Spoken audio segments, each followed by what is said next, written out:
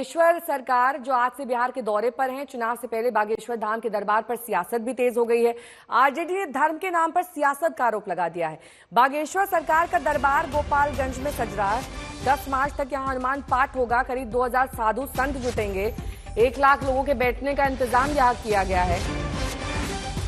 शशि भूषण जुड़े हुए हैं तमाम जानकारी के साथ। सबसे पहले ये रिपोर्ट देखिए। बिहार में ये चुनावी साल है। बाबा बागेश्वर के बिहार दौरे से आरजेडी फायर है। धर्म गुरुओं को, तथा कथित धर्म गुरुओं को बिहार के धरती पर उतार रहे हैं। तरह तरह का, हम नाम किसी का लेना नहीं चाहते। आरजेडी ने बयान दिया कि मानो बयानबाजी का सिलसिला ही शुरू हो गया।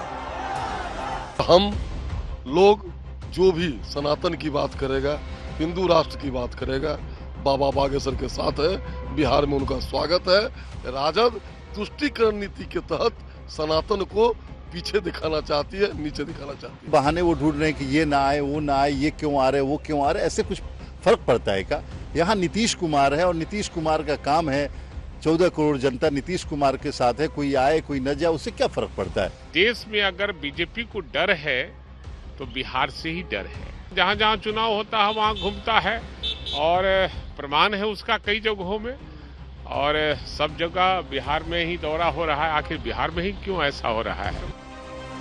लोकसभा चुनाव से पहले भी धीरेन्द्र शास्त्री कथा करने बिहार पहुंचे थे। तब भक्तों का रेला लग गया था। नेताओं की लंबी कतार भी उनके दरबार में लगी थी। पंडित धीरेन्द्र शास्त्री की आरती।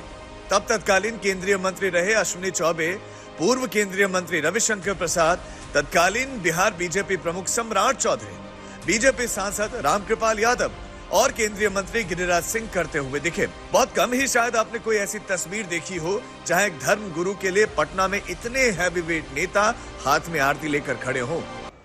शशि भूषण मेरे सहयोगी जुड़े हुए हैं तमाम जानकारी के साथ। शशि भूषण, ये बाबा बागेश्वर इलेक्शन के दौरान ही क्यों पहुंचते हैं वहां पर?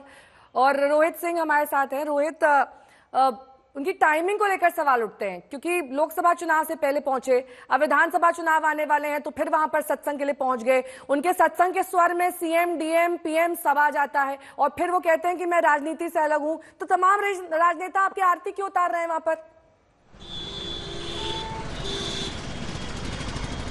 बिल्कुल, और कुछ दिन पहले प्रधानमंत्री नरेंद्र मोदी भी गए हुए थे वहां पर बाबा बागेश्वर धाम में। तो समझ सकते हैं इसी को लेकर जो है आरजेडी जो है सवाल खड़ा कर रहा है कि, और टाइमिंग पर सवाल खड़ा कर रहा है कि लोकसभा चुनाव से ठीक कुछ दिन पहले उनका बिहार आना और विधानसभा चुनाव है उससे पहले फिर बाबा बागेश्वर का यहाँ पे आना।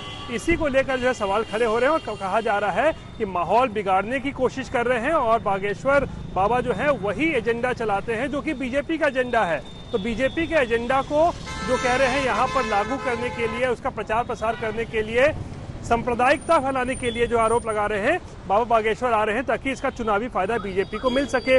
वहीं दूसरी तरफ बीजेपी और जेडीयू का आरोप है कि इसका चुनाव से कोई लेना देना नहीं है, बस टाइमिंग ऐसी है, आपको लग रहा होगा, लेकिन बाबा बागेश्वर का राजनीति से भी कोई लेना देना नहीं है। इस तरीके से जो है बीजेपी और जेडीयू के नेता कह रहे हैं। लेकिन राजनीति में जो है और विवादों में जो है वो घिर कर एक बार फिर से बाबा बागेश्वर का ये पूरा बिहार दौरा जो है वो आ चुका है, जहां पर विधानसभा में भी जो है उनको लेकर जो है तनातनी जो है मची हुई है पक्ष और विपक्ष के बीच में। जी नेहा, ठीक है, बहुत बहुत शुक्रिया इस तमाम जानकारी के लिए आपका।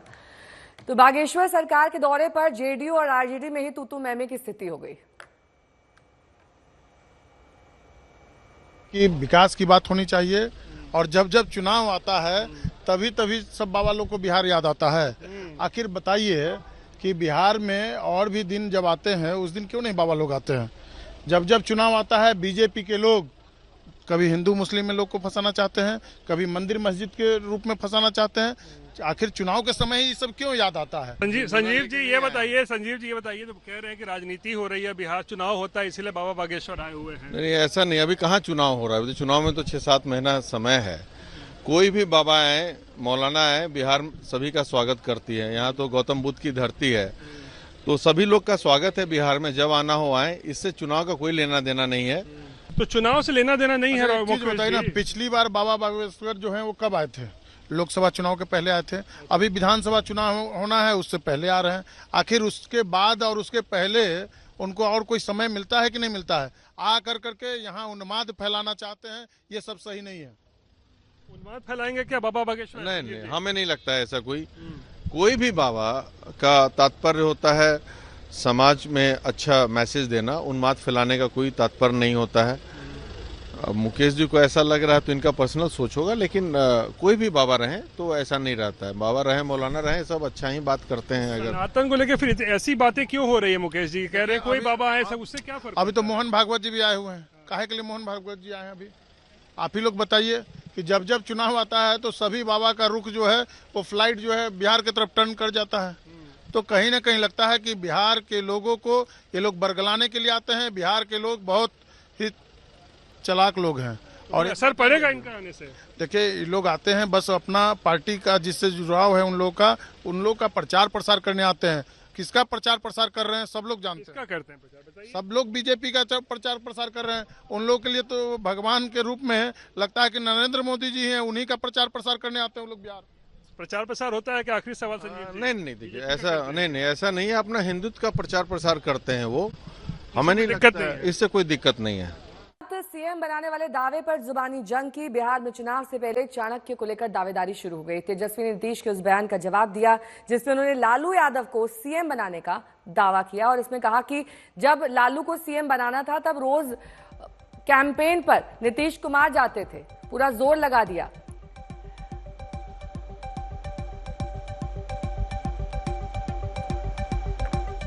कि नीतीश कुमार जी से पहले ही हमारे पिता 2 बार एमएलए और 1 बार एमपी पहले ही बन चुके थे। सामने से ये तो सच्चाई है। और नीतीश कुमार जी तो आज के हालात में भी केवल जो है तीसरी नंबर की पार्टी है। वो लालू जी का छोड़े ना, 2 बार तो हमने उनको मुख्यमंत्री बनाया। तेजस्वी यादव जी के ये अहंकार बोल रहे हैं। कल मुख्यमंत्री जी सदन में बोले कि उनके जात के लोग भी मना कर रहे थे लालू जी को मुख्यमंत्री नहीं बनाने के लिए, लेकिन मुख्यमंत्री जी ने कहा कि हमने बनाया और बिहार को बर्बाद कर दिया। इसको भी 2 बार मौका दिए, बिहार को लूट लिया, इसलिए इसको हमने भगा दिया। सदन में मुख्यमंत्री जी बोले और बिहार के मुख्यमंत्री नीतीश कुमार जी को श्रद्धेय अटल जी ने सुशासन स्थापित करने के लिए मुख्यमंत्री बनाए। जंगल राज और अराजकता से मुक्त करने के लिए प्रगति यात्रा में मुख्यमंत्री जी कई बार इस बात को दोहराए भी। सबको बनाया है। नीतीश जी आए हैं तब से देश बना है और बिहार बना है। मोदी जी प्रधानमंत्री जी आए हैं तब से देश और बिहार बना है। लालू जी जब 1989 में, जब 1990 में जब मुख्यमंत्री बने थे तो लालू जी को कोई था? अरे रात भर नीतीश जी कैंपेन करके लालू जी को मुख्यमंत्री बनाए। एक विधायक लालू जी को पसंद नहीं कर रहा था, एक एमएलए नहीं था। वो अपने प्रस्तावक थे अपना, और एगो शिव शंकर जी मास्टर साहब थे विधायक, वो उनके समर्थक। भाई यही 2 आदमी थे, क्या बोलेंगे वो?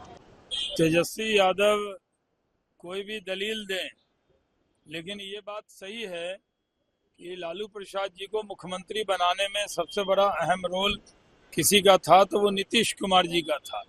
और तेजस्वी यादव जी को भी जो सत्ता मिली, उप मुख्यमंत्री बने और तेज प्रताप यादव जी मंत्री बने, तो उनके यहाँ जो मंत्री शब्द है वो नीतीश कुमार जी के वजह से मिला।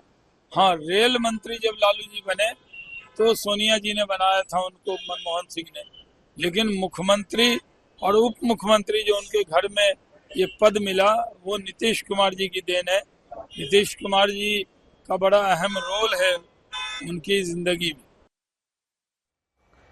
और 2 दिन पहले बिहार विधानसभा में नीतीश कुमार ने तेजस्वी पर गुस्सा निकालते हुए कहा था कि उनके पिता को सीएम उन्होंने ही बनाया था।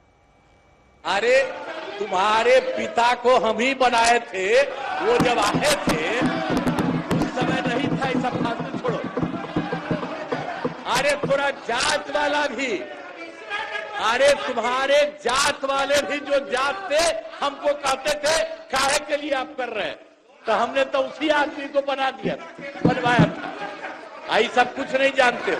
अब बाद में जब गड़बड़ कर रहे थे, जो गड़बड़ कर रहे थे, जो पिछड़ा और अति पिछड़ा, आज नहीं, जो हम लोगों के नेता थे कर्पूरी जी, वो किए थे, तो वो करना चाहते थे कि अब पिछड़ा अति पिछड़ा का बंद करके खाली पिछड़ा करेंगे। हमने कहा फालतू बात है, अरे अति पिछड़ा है कितना महत्वपूर्ण है, तो हमने उसी समय विरोध किया। शशि भूषण मेरे सहयोगी जुड़ गए हैं तमाम जानकारी के साथ। शशि भूषण, नीतीश कुमार ये अच्छी तरह से जानते हैं कि तेजस्वी यादव को उनके बारे में ना कहकर उनके पिता के बारे में ज्यादा कहेंगे तो ज्यादा चोट लगेगी, यही उन्होंने किया भी है। बिल्कुल सही कहा आपने नेहा। लालू यादव निशाने पर हैं और लालू यादव के शासनकाल को लेकर के जो सवाल बीजेपी या एनडीए या नीतीश कुमार उठाते रहे हैं, उसका हर चुनाव में फायदा उनके अलायंस को मिला है और यही रणनीति भी है। अब नीतीश कुमार ये क्लेम कर रहे हैं कि लालू यादव जब 90 में मुख्यमंत्री बने तो इसके लिए सबसे बड़ा जो अंदरूनी कैंपेन था वो उन्होंने किया। ललन सिंह भी उसकी पुष्टि करते हैं, लेकिन बहस उससे 2 कदम आगे निकल गई है। अब तेजस्वी यादव ये कह रहे हैं कि जब बीजेपी का साथ छोड़ा तो नीतीश कुमार 2 दफे जो मुख्यमंत्री बने वो हमारी वजह से बने। तो ठीक है, बिहार में अक्टूबर नवंबर के महीने में चुनाव होने हैं विधानसभा के, नई सरकार जनता चुनेगी, मुख्यमंत्री कौन होगा ये जनता फैसला करेगी अपने मताधिकार के जरिए। लेकिन हाँ, उसके पहले बहस इस बात पे छिड़ी हुई है कि 90 से लेकर के 2024 तक जब मुख्यमंत्री एनडीए के नेता के तौर पर नीतीश कुमार बीते साल चुने गए जनवरी महीने में, तब तक किसने किसको मुख्यमंत्री बनाया, किसने किसको डिप्टी सीएम बनाया। राबड़ी देवी विधान परिषद में कह रही हैं कि पहले बीजेपी का साथ छोड़िए, हमारे साथ आइए तो हम विचार करेंगे। तो हर तरह के ऑफर हैं, लेकिन हाँ, एक बात जो यहाँ दिखती है वो ये कि नीतीश कुमार आज भी कहीं न कहीं बिहार की सियासत के केंद्र में है और ये बात बीजेपी को भी भली भांति मालूम है। तेजस्वी यादव जो आरजेडी के नेता हैं उनको भी मालूम है कि नीतीश अगर कोई ऐसी संभावना बनती है कि नीतीश कहीं बीजेपी से अलग गए या कुछ ऐसी खिचड़ी बिहार में सियासी पकती है तो उसका फायदा उनको मिल सकता है। बगैर नीतीश के कोई गठबंधन उस तौर पे मजबूत रहेगा।